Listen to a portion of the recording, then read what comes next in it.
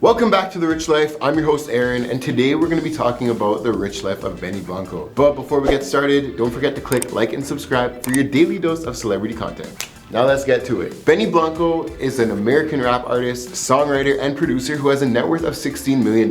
Born in Reston, Virginia, Benny Blanco, also known as Benjamin Levin, began experimenting with beats and rapping in his room while in middle school. By the time he'd reached high school, he caught the attention of Columbia Records and was regularly driving to New York to work with producer Disco D while he wasn't in school. His work with Disco D led to a collaboration with Spank Rock in 2007. Their EP, Bangers and Cash, was an underground hit. Since then, he's gone on to work with a number of high-profile artists such as Puth as a producer and songwriter. Some of his hit tracks include Diamonds from Rihanna, Payphone by Wiz Khalifa and Maroon 5, Blow by Kesha, Dynamite by T.O. Cruz, Circus from Britney Spears, and I Kissed the Girl by Katy Perry. Born Benjamin Levin to non-musical but ever supportive, if skeptical parents, a father in the intimate apparel business, and a mother who worked in assisted living, Mr. Blanco was an aspiring rapper until he realized no one cares what a chubby Jewish kid from Virginia thinks, and began making beats instead. He recalled spamming artists on MySpace from his school library and weekend trips to New York, to where he slept in a Times Square McDonald's and tried to land meetings. After graduating from high school in 2006, he moved to Williamsburg and fell into a rowdy party scene that included the rapper Spank Rock. As a duo, they released the Bangers and Cash EP, a two-live crew homage that caught the ear of Dr. Luke, who would enlist Mr. Blanco into 4 years of pop music boot camp. "I didn't know anything about songwriting," Mr. Blanco said. "All my beats are like 40 seconds long." Even now, he considers his arsenal of traditional skills to be limited at best. "I couldn't sit down and play a concert for you or really wow you on any instrument," Mr. Blanco said, estimating that like 75% of his success comes from being a good hang. "What I can do is meet an artist, know what type of song I think we should make, and be their therapist and make everyone feel comfortable. The studio," he said, "must be like a nest for newborns. I think maybe once or twice in my career, maybe I've done a song with someone who is not my friend," Mr. Blanco said. "I'll have made a song with an artist and we're just hanging out with another artist and they're like, oh man, I've always wanted to work with you. And then we're chilling and it happens. I don't place songs through record labels, everything's really organic." Take, for example, Ed Sheeran. The two were set up on an industry friend date just before Mr. Sheeran's career skyrocketed,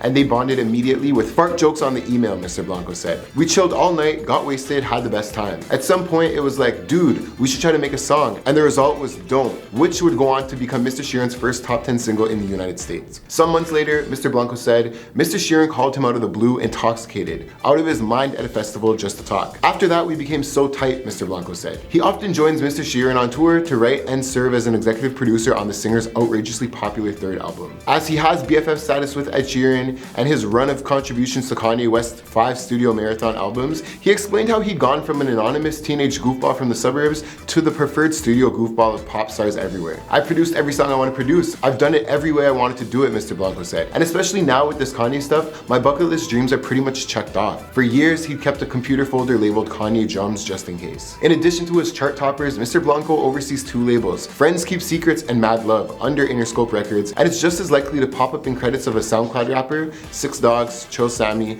as well as The Weeknd or Lana Del Rey. While the variety keeps him mostly stimulated, he said, "It gets to the point where I was like, what's going to make me happy?" The answer, it turned out, was more hits, but this time his name in front. A decade on from his first strings of #1s, Mr. Blanco is finally spending his cultural capital and cashing in some favors, inching towards name recognition with a run of singles credited by Benny Blanco that features some big-time collaborators. The first was Eastside, written from Mr. Sheeran and featuring vocals from Halsey and Khalid. Other A-list cameos did follow, as there were more adventurous stuff that he got tucked away with the likes of Juice WRLD, Rex Orange County, Francis and the Lights, Calvin Harris, and more. Benny Blanco plans on releasing and continuing more songs after the fact that he's been inspired by Kanye West's The Life of Pablo. "I have so many friends that are artists and I work on so many songs, and sometimes it's so hard to place them even at my level. Now it can be like, well, I'll put it out and I get to do it exactly how I want. I happen to be the label too. Every rap producer in the world does it," he said. "Why aren't there pop guys doing it?" Still, Benny Blanco, who is decidedly private about his personal life for such an extrovert, insisted that releasing his own music was less of a bid for a mid-career stardom than an experiment to keep from getting bored. "I definitely didn't want to be famous at all," he said. "I beat the system. I got all the luxuries of being famous without actually being famous." Even though he has had a relationship with a woman and has been rumored to have a girlfriend in the past, he's generated some gay accusations. His appearance on the FX show Dave and his bromance with Lil Dicky led to speculation about his sexuality. Other users' remarks reveal that most people aren't convinced that Blanco is gay based on their responses. Benny Blanco and Lil Dicky have been said to be seeing each other, however, they haven't made any official announcements announcements about dating just yet. Blanco and Dickie's friendship became a topic of conversation after fans witnessed a homosexual scene in which they were both bathing together in bathing suits. More than a few individuals were perplexed by their relationship status after seeing an episode of Lil Dickie's popular show Dave, in which we saw more intimate scenes between them. As a result, rumors of their relationship did circulate on the internet. Benny and Lil Dickie's on-screen chemistry is definitely undeniable despite the ambiguous state of their relationship. But the report isn't true, and Lil Dicky has been going out with his girlfriend. Benny, on the other hand, tweets with a girl he calls his girlfriend from time to time. He does have a weird relationship with Charlie Puth, and it's not so friendly. Benny has been trolling Charlie Puth on TikTok, posting an array of videos making fun of his hair and his voice, and even calling him a effing loser. During an appearance on Boston's Mix 104.1,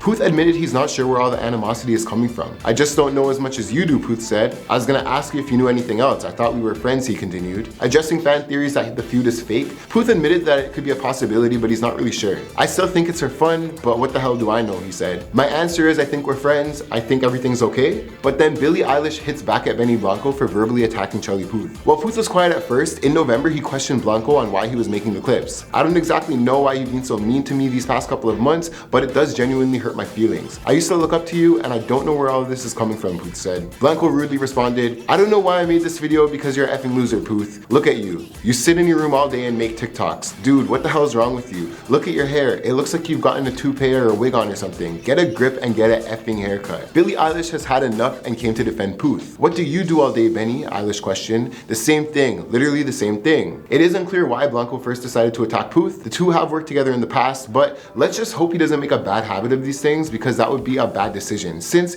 he recently collaborated with BTS co-starring Snoop Dogg. So if you didn't get the joke, I'm sorry, but I did say it would be a bad decision because that's the name of their song. So as Benny Blanco is a super producer, he's always showed a fair amount of comedy in interviews and award show appearances, to where he's accepted honors for hits from all those top charting artists like Justin Bieber, Ed Sheeran, Katy Perry, etc. And he puts his best appearance yet in this new music video for Bad Decisions. Now in the video, Blanco plays a diehard BTS stan who spends his entire day getting ready for the concert, dancing while brushing his teeth in the morning, baking a cake for them, putting on his favorite outfit, driving crazy to the arena. He ends up getting to the concert and he finds out that he's a whole day early, and he's just very disappointed and leaves. Sorry if I ruined it for you. But you know what? You should watch it for yourself because I think it's pretty good. And if you don't know who BTS is, check out one of my other videos because I already spoke about them. Now, Bad Decisions will be the first single from Blanco's forthcoming album, which is scheduled to be released later this year. "I'm still pinching myself," said Blanco in a statement about the collaboration. Benny Blanco actually did purchase the Tinder founder's house, which was worth $9.2 million. It has 5,000 square feet of space, 5 bedrooms, and 5 bathrooms. Located in the Hollywood Hills, it's actually a beautiful home. I mean, there's like leaves and everything covering the whole front of the house. He has a humongous, simple looking swimming pool with a nice guest house in the back. I'm not too sure about his cars as there's no confirmed sources about them,